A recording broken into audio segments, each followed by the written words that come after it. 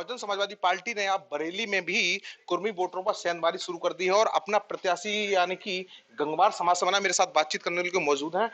Master साहब जानना चाहेंगे कि अब लगातार बहुजन समाजवादी पार्टी बरेली में सेंधमारी की है। आप भी गंगवार प्रत्याशी हैं, उधर बीजेपी के गंगवार प्रत्याशी हैं। आप भूल रहे हैं। मास्टर छोटेलाल गंगवार जिला बरेली के रहने वाले, गांव के रहने वाले, शहर में कार्यालय है और भारतीय जनता पार्टी को कोई प्रत्याशी मिला नहीं तो उसने पीलीभीत लोकसभा के प्रत्याशी का चुनाव लड़ाया है। बरेली की जनता इतनी बेवकूफ नहीं है कि बाहरी प्रत्याशी को चुनाव लड़ाने का काम करेगी। ये भारतीय जनता पार्टी के मूर्ख नेता हो सकते हैं जो बाहर के प्रत्याशी को बरेली में चुनाव लड़ा रहे हैं। क्या आपको भी न्योता दिया था भारतीय जनता पार्टी ने? हम कभी भारतीय जनता पार्टी में रहे नहीं, ना हमें कभी भारतीय जनता पार्टी न्योता दे सकती है, क्योंकि हम तो सेकुलर मिजाज के आदमी हैं। हम 35 साल तक बरेली के प्रतिष्ठित इंटर कॉलेज, कुंवर दयाल शंकर इंटर कॉलेज में अध्यापक रहे और एक अध्यापक के क्लास में भेदभाव नहीं होता है कि कौन हिंदू है, कौन मुसलमान है, कौन सिख ईसाई है। उसका वो तो हमेशा सांप्रदायिक सद्भाव से अपना काम करने का काम करता है। अच्छा मास्टर साहब, ऐसी क्या वजह रही? इससे पहले आप समाजवादी पार्टी में थे, उससे विधायक भी बने, अगर मैं गलत नहीं हूँ 1999। उसके बाद अब आपने हाथी का सवार किया। देखिए, कुछ बातें ऐसी होती हैं, आप ये बंद करो, जिन्हें हम नहीं बता सकते। राजनीतिक नेताओं का जो वो तरीका अपना है, और समाजवादी पार्टी ने तो हमारा टिकट काट कर उस आदमी को टिकट दिया जिसे हम चुनाव हरा के आए थे। तो ये नेताओं की बात है, कैसे हुआ, क्यों हुआ, ये सब बातें जो है आपके सामने ज्यादा करना अच्छी बातें नहीं है। कहिए जिससे दर्शक जान सकें। नहीं नहीं, वो कुछ ऐसी बातें हैं जिन्हें नहीं कह सकते ना।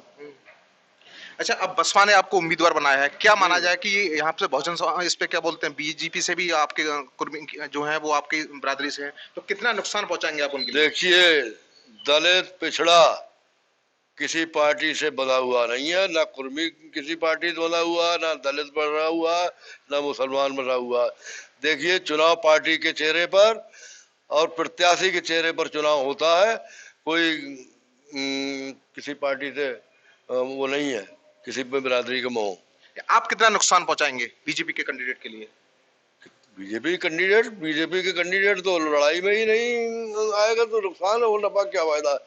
छोटेलाल गंगवार को तो 60% वोट मिलेगा, 40% में ये गठबंधन और भाजपा रहेगी और दोनों में तो कंपटीशन रहेगा, कौन ज्यादा वोट उधार है। तो आप अपनी टक्कर किससे मानते हैं? किसी टक्कर ही नहीं मानेंगे? किसी टक्कर नहीं, हमारा चुनाव क्लियर है। अच्छा बताइए, ये यहाँ संतोष गंगवार 8 बार के सांसद थे, उनका टिकट काट दिया गया। सोशल मीडिया तमाम तरह की चीजें चल रही हैं कि वो सब बीजेपी से अब नाराज हैं। इसको लेके आप क्या सोचते हैं? क्यों टिकट काट दिया? नहीं, अब क्या सोचें जब आप ही नहीं सोच रहे हैं। जब इन्हें टिकट देना होता तो मंत्रिमंडल से क्यों हटाते। ये तो जो अंधभक्त है वो सोच रहे हैं कि जूता मार के घर से निकाल दो, अब फिर भी वो करेंगे जय सिया राम। तो क्या इलाज है? तो क्या माना जाए, संतोष जी से आपकी बात होती है? हमारी बात क्यों होगी? दूसरे दल में, हम दूसरे दल में। अच्छा, आपकी बात नहीं होती है ना। अच्छा ये बताइए, इस बार जो है लगातार जैसे प्रवीण सिंह ऐरन है गठबंधन से, वो अपने आप को अपने विजयी घोषित कर रहे हैं पहले से ही। और जो है समझ क्या बोलते हैं, बीजेपी है वो कह रही है हम 400 सीटों में बरेली की सीट भी शामिल है। हाँ, 400 सीटों क्योंकि 370 लड़ रहे हैं, 400 सीट में जीतेंगे। और जहाँ ऐरन साहब की बात है, आप भली बात जानते होंगे कि उन्होंने तो हिंदुस्तान में एमपी रहते हारने का रिकॉर्ड कायम किया है। एमपी रहते चुनाव लड़े तो पता है पूरे हिंदुस्तान में रिकॉर्ड काम किया चुनाव हारने का। अच्छा, अगर जनता आप पर विश्वास जताती है तो आपकी क्या प्राथमिकता रहेंगी?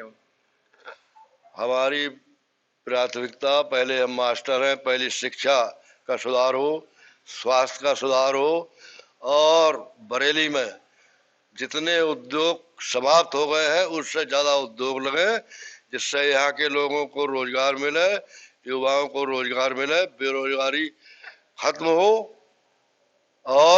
महंगाई पर काबू पाया जा सके। अच्छा, लगातार हर जगह ये चल रहा है 400 पार 400 पार, बीजेपी यही प्रचार कर रही है उसको अरे भाई वो अंधभक्त प्रचार कर रहे हैं। तो कोई समझदार आदमी कहेगा कि 370 बढ़ रहे हैं, 400 पे हम जीतेंगे। अच्छा, इस बार क्या है, जैसे अंसारी की मौत हुई उसको लेके क्या बीजेपी को फायदा मिलेगा? देखिए बीजेपी के फायदे नफा नुकसान सब हम नहीं जानते हैं, लेकिन हमारी सीधी बात तो ये कहना है किस तरह से ये भारतीय जनता पार्टी की सरकार दलितों पर, पिछड़ों पर और अल्पसंख्यकों पर अत्याचार करने का काम कर रही है। पूरी तरह से दमनात्मक रवैया अपना रही है कि सब दबके हमें वोट दे देंगे। सो आजकल हर नागरिक स्वतंत्र है, हर नागरिक को मौलिक अधिकार मिले हैं जो बाबा भीमराव अंबेडकर ने हमें दिए हैं, और भारतीय जनता पार्टी इस संविधान को खत्म करके मनुस्मृति लाना चाहती है। अच्छा, भाजपा वाले कह रहे हैं हमने राम मंदिर बनवाया, तमाम चीजें ऐसी लेके आए हैं, उसका क्या इन लोगों को फायदा मिलेगा? इस मोहल्ले में मंदिर बनवाया तो किसने बनवाया है? अरे भाई उसी मंदिर में राम है, इसमें नहीं है, तो यहाँ काहे को बनाए गए हैं? हर मोहल्ले में एक मंदिर है, हर मोहल्ले में एक मंदिर है, तो ये तो जो है ये क्या कहा जाए इसे, उसका क्या फायदा क्या नुकसान? और इतना अनर्थ किया है, कभी आपके अधूरे घर पे गृह प्रवेश होता है?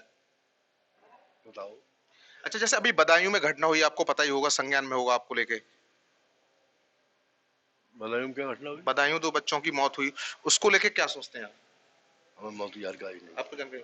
तो देख सकते हो, ये है बसपा के प्रत्याशी, इनका साफ तौर पर कहना है कि इस बार वो है बरेली लोकसभा से विजयी होकर जाएंगे। वीडियो संजीव के साथ मनवीर सिंह, टीवी 9 बरेली।